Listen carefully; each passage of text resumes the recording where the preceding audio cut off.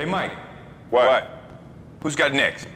What's good, y'all? It's your man Hezo, and welcome back to the Blacktop, where I always got next, you feel me? So the NBA offseason is coming to an end. Training camp should be starting within the next month or so. So most of the teams are pretty much set to what they're going to be looking like going into next season. Of course, with the exception of if, some other players are on the move, maybe Kevin Durant gets traded. I highly doubt it, but if that does happen, then that'll be a drastic change in where, teams are going to be ranking. But there are going to be some other free agents that potentially sign to some teams, but it isn't going to be a significant impact other than maybe a guy like my guy Melo. But we'll see what happens with that. But other than that, most of the teams are set. So I'm going to be doing my super early playoff prediction for next season. Be sure to subscribe to the channel if you are new. Leave a like on the video. I'm on my way to my first 400 subscribers, so y'all help me get there, and I would greatly appreciate it. And let's get right into it. So I'm going to start off with the Eastern Conference. And quick little side note, y'all keep in mind, this is based off of how the teams are currently constructed and if they are healthy. So if you want to go into this video looking at it like these are the top 10 teams in the East, that's up to you. I'm doing it as a playoff prediction video though, so y'all just keep that in mind. All this stuff can change going forward, but based off of injuries, player movement, all that type of stuff, it's never going to be set in stone. This is just my super early playoff prediction, so y'all take it for what it's worth, man. So at the 10 seed, I have the Wizards. I like some of the moves they made. They got Monte Morris. They needed a point guard. They're getting Bradley Beal back off of injury. They got Porzingis now for the full season going forward. Coming into training camp, we'll see what him and Bradley Beal can be as a nice duo. But the Eastern Conference is so deep, man. There's so many teams that got better. I just don't really see the Wizards being higher than 10, maybe 9, but I just don't see them as a playoff team. I just don't think they have enough, man. So Wizards fans, I'm sorry. And if I don't name your team in this playoff prediction video, I'm sorry. It's just my opinion. So at the 9 seed, I have the Cleveland Cavaliers, and now that is a bit of a controversial one, which is going to be the case for a lot of these teams. So before y'all come at me, hear me out, man. Don't get me wrong. I like what the Cavs are doing. I really do. They got an all-star in Jared Allen. They got an all-star in Darius Garland. They got an up-and-coming, one of the best young players in basketball in Evan Mobley. But the Eastern Conference, again, for the 100,000th time, it's so deep. And almost every single team at the top got better. They were the 9th seed or the 8th seed last year, actually. Ended up losing in the play-in tournament. They did end up falling towards the end of the season because of all the injuries. I just can't rank them any higher than 9 as of right now, just based off of the way the roster is constructed. Again, I like the Cavs, man. I really do. But it's just so hard to put them any higher than 9 because of the teams I have above them. It's not a knock against them. Y'all can think otherwise. It's up to you. Don't come at me. This is all my opinion. It is what it is, man. I got the Cavs as the 9 seed for next season in the playoffs. Now, at number 8, I have the Toronto Raptors. So, Toronto being the 8 seed, again, maybe a controversial one. I think they were the, 5 seed, 6 seed last year? I can't remember. And this was a team that really surprised everybody. They kind of took a step forward. I think they were kind of ahead of their time. But with Scotty Barnes being the Rookie of the Year, I think that drastically helped them. Will he take that next step? I think he will definitely improve this season. And I think their success really is going to rely on the progression of Scotty Barnes and some of their other guys like Pascal.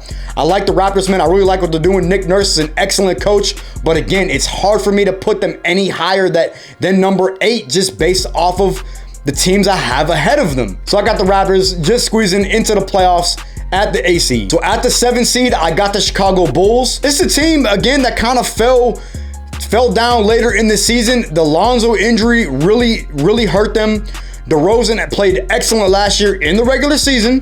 Zach LaVine always has a good regular season. Vucevic will be, another full season under the belt. Patrick Williams, let's see if he can stay healthy. They lost him early on this season. I think he tore something. I can't remember what it was that he had a big injury. I don't know what it was, man. It was a big injury. Can he stay healthy?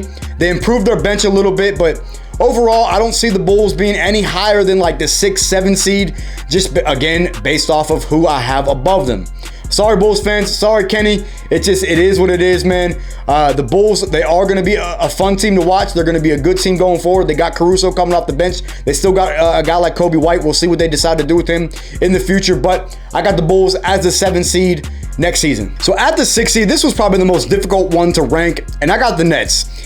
With everything that's been going on this offseason with the Brooklyn Nets, I think it's going to be hard for me to put them any higher because KD don't want to be there. Kyrie don't want to be there. Ben Simmons is coming off of missing a full season. We just don't really know what the Nets are going to be. They could either be really bad and be potentially a play-in team, or they can be really good and be a top seed and be a contender. I think when healthy, they can be a contender, but here's the thing, man. There's so many distractions with this team. They're not very deep. They don't play defense. They're not really well coached. And I don't think the chemistry is really going to be there. So all that shit's going to factor in when this team is on the court. And I just don't really see them being any higher than a 6 seed. Now, y'all can call me out on that. Y'all can disagree. That's fine. I don't mind if you disagree with me. But just keep in mind that outside of those 3 guys, they don't really have a lot. Now, 3 guys is a lot. That can be potentially the difference between the championship contender and a non-championship contender. But you just never know what you're going to get out of them because of all the distractions. Kyrie missed half the season last year because of the vaccination thing. Is he going to take a personal leave? You never know what's going on with Kyrie. KD has already, obviously he doesn't want to be there. You never know with Ben Simmons. It's just hard for me to rank this team. So as of right now, I have them at number 6. That could change going forward. That could be better maybe if the KD decides that he wants to stay there. With all the turmoil and all the distractions and all that, I think it's going to heavily affect the team. I think it's going to weigh them down, and I don't know. That's my opinion. I don't really have much more to say on that. I'm going to leave it at that. I got the Nets as the 6 seed. So at the 5 seed, man, this one's kind of controversial, and I got the Miami Heat. And before y'all come at me, man, I get it. I know. I'm sorry, Heat fans. I'm sorry. But I just think that the Heat took a step back this season. I get it. They were number 1 seed last year. Eastern Conference Finals. I get all that. I really do. But losing PJ Tucker, man, is such a big loss. And I think that's a bigger loss than people realize, especially on the defensive end. And when you look at the 4 teams I have ahead of them, they all got better. Especially when you look at the moves that the Heat made. They didn't make any. That's the thing. They didn't make any moves this offseason. They lost PJ Tucker. That's a huge loss, as I just said. You didn't get Jimmy Butler any help. Will Duncan Robinson even be in the rotation? I don't know. They're well coached. I get all that. I just don't think the Heat are going to be really, I mean, they're going to be a good team, obviously. I think they have a chance to get back to the Eastern Conference Finals. I'm not going to say that they don't. They have a chance to get to the finals. Of course they do. As of right now, I got the Heat as the 5th seed going into next season. Again, I'm sorry, Heat fans. That's what I have met. So this one probably is going to be one of the most controversial, and I don't care. Fight me. I got the Hawks.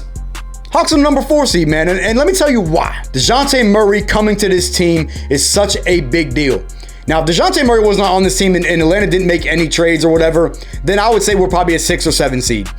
But adding DeJounte Murray, man, an established all-star, a two-way player, he's going to help out Trey so much.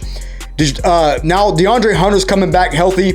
Okongwu has looked really good. He's starting to add a jumper to his game from what I've seen. Now, I know it's just Pro-Am and all that, but just the way that they were last year, they were just extremely banged up. You got rid of 2 of the worst defensive players on your team with adding DeJounte Murray. They added some defensive wings and the Holiday brothers.